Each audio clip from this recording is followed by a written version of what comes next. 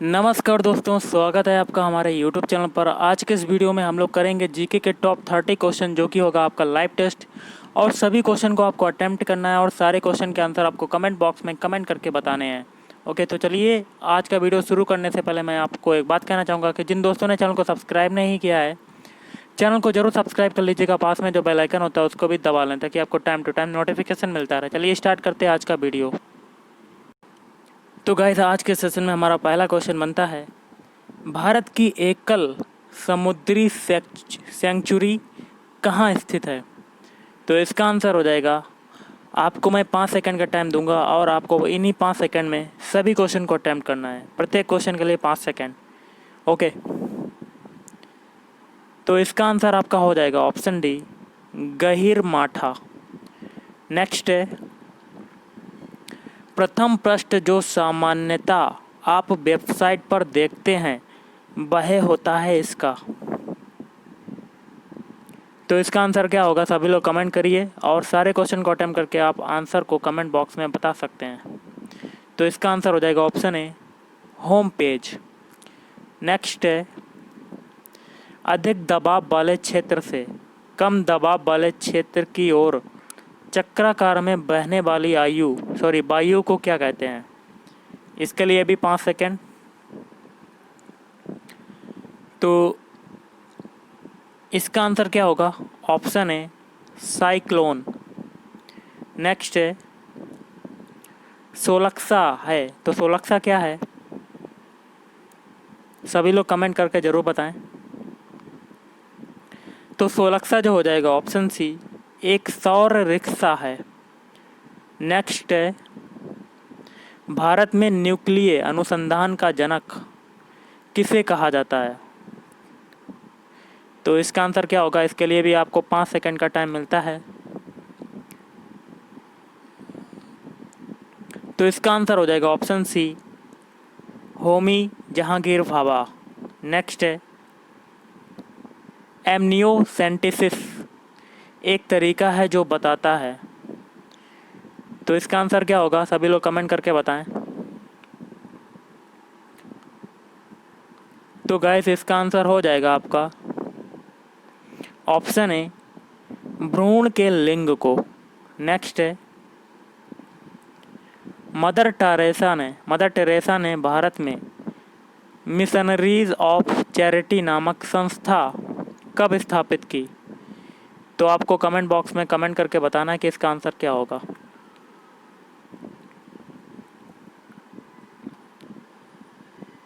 तो गाइस, इसका आंसर आपका हो जाएगा ऑप्शन सी, वर्ष 1949 में। अगला क्वेश्चन है, भारतीय संविधान के निम्नलिखित में से किस भाग में राज्य को आदेश दिया गया है कि 14 वर्ष की आयु तक के बच्चों को निःशुल्क एवं अनिवार्य शिक्षा का प्रावधान करे? तो गाइस, सभी को आपको आंसर बताना है।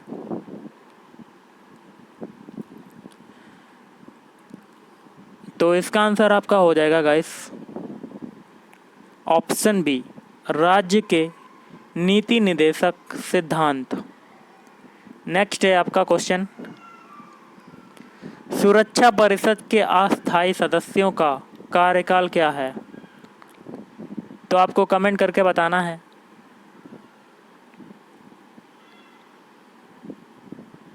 तो इसका आंसर हो जाएगा ऑप्शन बी, 2 वर्ष। नेक्स्ट है, द ओरिजिन ऑफ स्पीसीज पुस्तक किसने लिखी?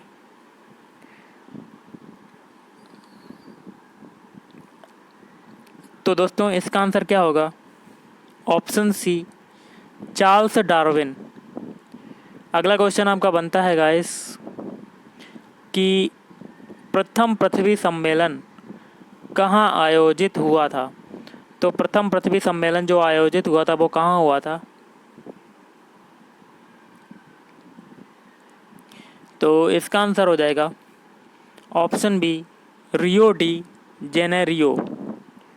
नेक्स्ट है, निवेश योजना मॉडल के नाम से किस योजना को जाना जाता है? सभी लोग कमेंट करके बताएं आंसर। तो इसका आंसर क्या होगा गाइस? इसका आंसर हो जाएगा ऑप्शन डी, छठी। अगला है, मानव संसाधनों का विकास किस योजना का प्रथम उद्देश्य था?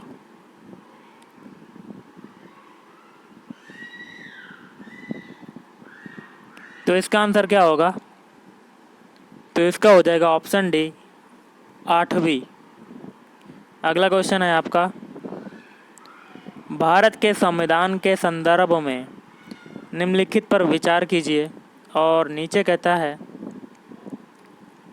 भारत के संविधान का या केस कौन से प्रावधान भारत सरकार द्वारा शुरू किए गए राष्ट्रीय सामाजिक सहायता कार्यक्रम द्वारा परिपूरित किए जाते हैं? तो गाइस इसका आंसर क्या होगा? सभी लोग कमेंट कर बताइए, करके बताइए। तो इसका आंसर हो जाएगा ऑप्शन बी, केवल 3। ये 3 कथन है, जिसमें से तीसरा वाला हो जाएगा क्या है? राज्य के नीति निदेशक सिद्धांत। अगला क्वेश्चन है, पपीते में मुख्यतः कौन सा विटामिन पाया जाता है? तो पपीते में जो विटामिन पाया जाता है सभी लोगों को पता होगा। तो इसका आंसर हो जाएगा option A, vitamin A. Next है, निम्नलिखित कथन पर विचार कीजिए। और क्या कहता है? भारत का सर्वोच्च न्यायालय कानून अथवा तथ्यों के मामले में भारत के राष्ट्रपति को सलाह देता है। कथन ये है, और नीचे कहता है आपका, उपरोक्त में से कौन सा कथन सही है? तो कथन मैं आपको दिखाता हूँ और आपको बताता हूँ।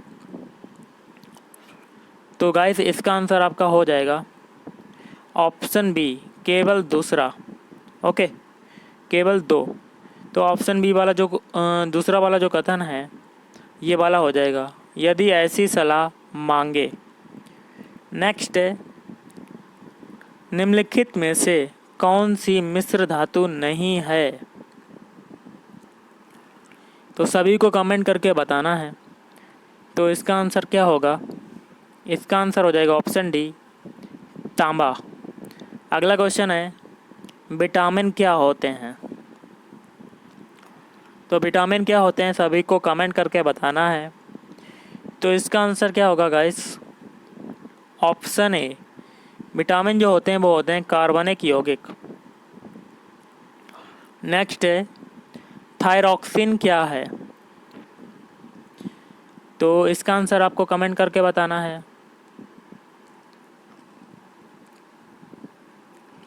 तो थायरॉक्सिन जो हो जाएगा ऑप्शन बी, एक प्रकार का हार्मोन है। नेक्स्ट है, सर अलेक्जेंडर फ्लेमिंग ने किसकी खोज की? तो सभी को पता होगा कि अलेक्जेंडर फ्लेमिंग ने किसकी खोज की थी। तो ऑप्शन ए, पेनिसिलिन की खोज अलेक्जेंडर फ्लेमिंग ने की। नेक्स्ट है, निम्नलिखित में से किसने न्यूटन से पूर्व ही बता दिया था कि सभी वस्तुएं पृथ्वी की ओर गुरुत्वाकर्षित होती हैं?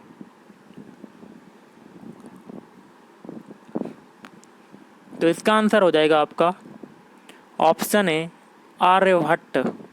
अगला क्वेश्चन है, गोदान और गबन दोनों एक ही लेखक की रचनाएं हैं, उनका नाम क्या है?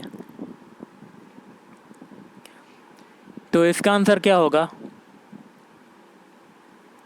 Option B, Munshi Premchandra. अगला है, सीटीबीटी का सीधा संबंध किस विषय से है? तो सीटीबीटी का संबंध किससे है? तो ये हो जाएगा आपका ऑप्शन डी, परमाणु शस्त्र के परीक्षण निषेध संबंधी समझौता। अगला है, विश्व बौद्धिक संपदा संगठन कहाँ है?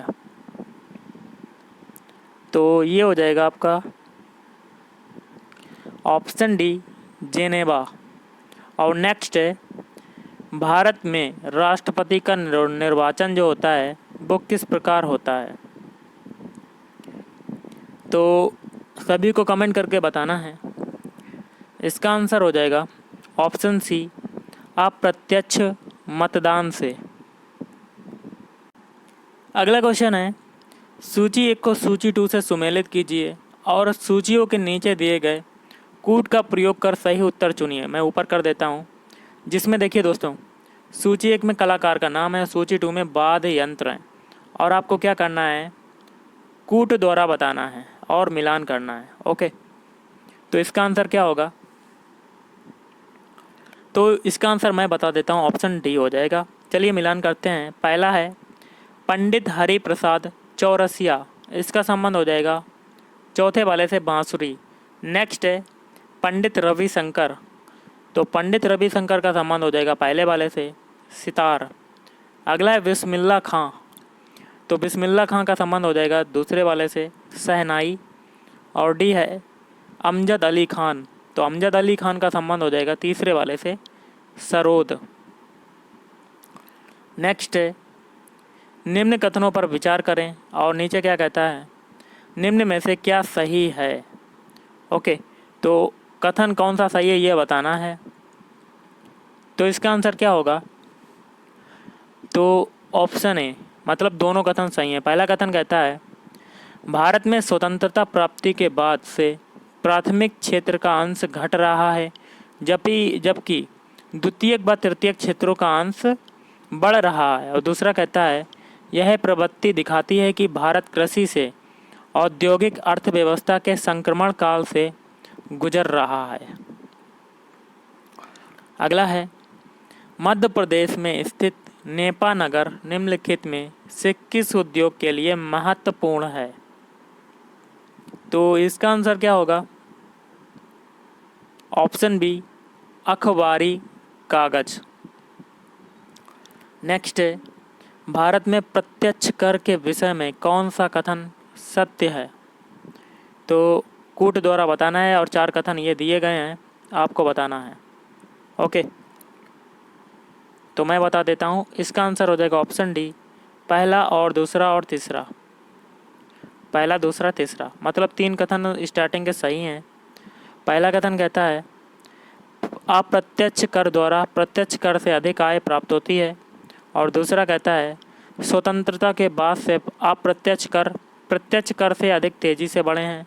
और तीसरा कहता है अप्रत्यक्ष करों का भुगतान उन व्यक्तियों द्वारा किया जाता है जो वास्तव में सरकार को सीधे कर नहीं देते। अगला लास्ट है हमारा, निम्नलिखित में से कौन सा असमतापी प्राणी है, कोल्ड ब्लडेड एनिमल नहीं है।